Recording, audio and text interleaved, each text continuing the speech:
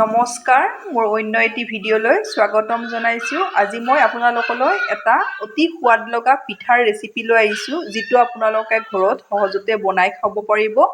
আপোনালোকে ব্ৰেকফাষ্টতো এই পিঠাটো বনাই খাব পাৰিব। তেতিয়াহ'লে আহকচোন ভিডিঅ'টোৰ মাজলৈ।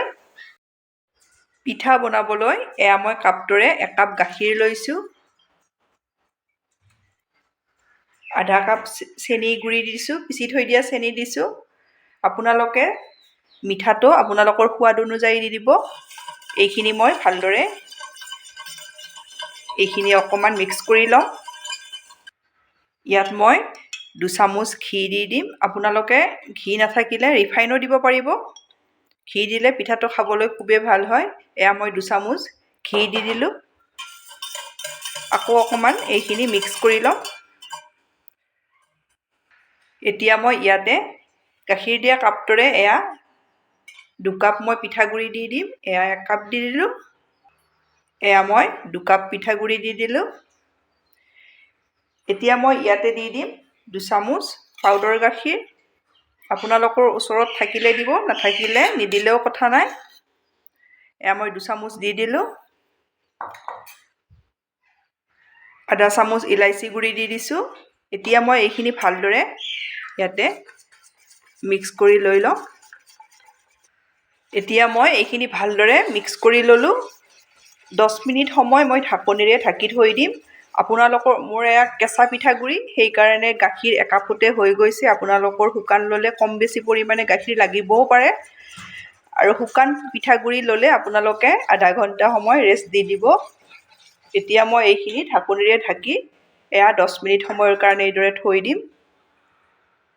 এয়া মই 3টা বাতি লৈছোঁ। ইয়াতে মই অলপ ঘি সানি ল'ম।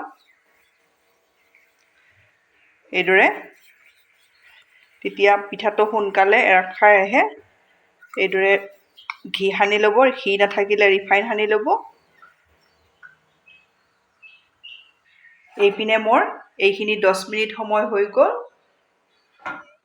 এতিয়া মই এইখিনি অকণমান এইদৰে মিলাই ল'ম। ইয়াতে মই দি দিম আধা চামুচ বেকিং পাউডাৰ। এইখিনিও মই দি ভালদৰে এইদৰে মিলাই ল'ম।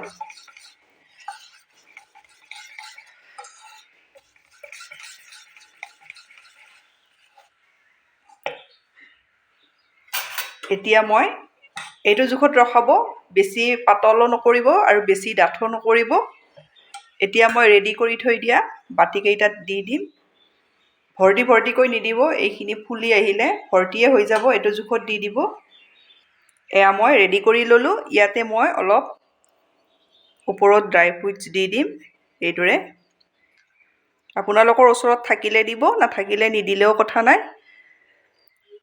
এইদৰে দি দিব। ল'ৰা ছোৱালী খায়ো ভাল পাব। এয়া মই চচপেন এটাত পানী দিছোঁ, এডাল ষ্টেণ্ড দি দিছোঁ। আপোনালোকৰ ওচৰত ষ্টেণ্ড থাকিলে দিব, নাথাকিলে সৰু প্লেট দি দিব। এইদৰে মই পিঠাৰ বাতিকেইটা দি দিম।